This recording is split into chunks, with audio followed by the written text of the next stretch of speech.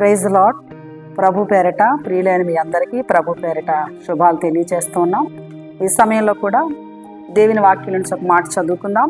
ఇర్మియా గ్రంథం 33వ అధ్యాయం 6వ వచనాన్ని ఒక మారు చదువుదాం. నేను దానికి ఆరోగ్యమును స్వస్థతను మరలా రప్పించుచున్నాను, వారిని స్వస్థపరచుచున్నాను. దేవునికి మహిమ కలుగునుగాక. లేఖన భాగాలను మనం గమనించినప్పుడు ప్రభు స్వస్థపరిచే దేవుడు, ఆరోగ్యం ఇచ్చే దేవుడు, బాగు చేసే దేవుడు.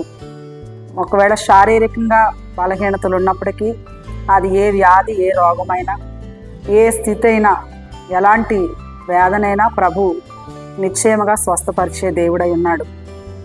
ఒకవేళ వైద్యులు కొన్నిసార్లు చేతులెత్తి ఉండొచ్చు, లేకపోతే కొన్నిసార్లు ఈ లోకంలో ఉండే మందులు పనిచేయకపోవచ్చు, కానీ యేసు ప్రభువారు నిశ్చయముగా మన రోగములను ఆయన భరించాడు.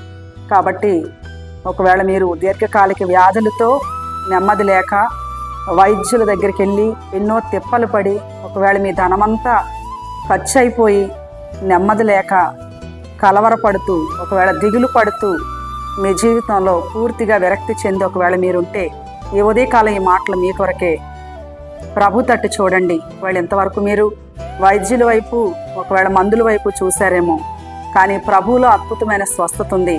అందుకొరకే దేవుని వాక్యంలో రాయబడింది, నేను వారికి స్వస్థత కలిగిస్తాను, నిశ్చయముగా నేను వారిని బాగు చేస్తాను, వారి గాయములు కడతానని ప్రభువారు చెప్పారు.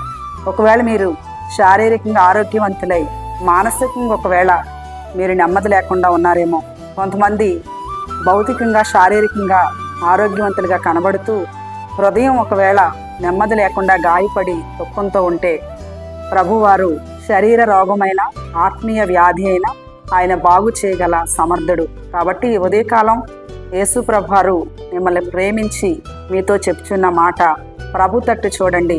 ప్రభు మిమ్మల్ని, మీకున్న రోగాలని, మీకున్నటువంటి గాయాలని, మీకున్నటువంటి ఆ దుఃఖం, ఆ నిట్టూరు పంతటిని కూడా ప్రభు తొలగించి మీకు ఆరోగ్యం ఇచ్చి, మీకు నెమ్మదిచ్చి, మీకు దేవుడు క్షేమాన్ని అనుగ్రహించగలడు. కాబట్టి ఈ యొక్క ఉదయకాలం దేవుని మాటని నమ్మి ప్రభు తట్టు మీరు చూడగలిగితే గొప్ప స్వస్థత మీ శరీరంలో, మీ హృదయంలో మీరు చూడగలుగుతారు. అట్టి కృప ఈ ఉదయకాలం ప్రభు మీకు అనుగ్రహించునుగాక. ఆమేన్.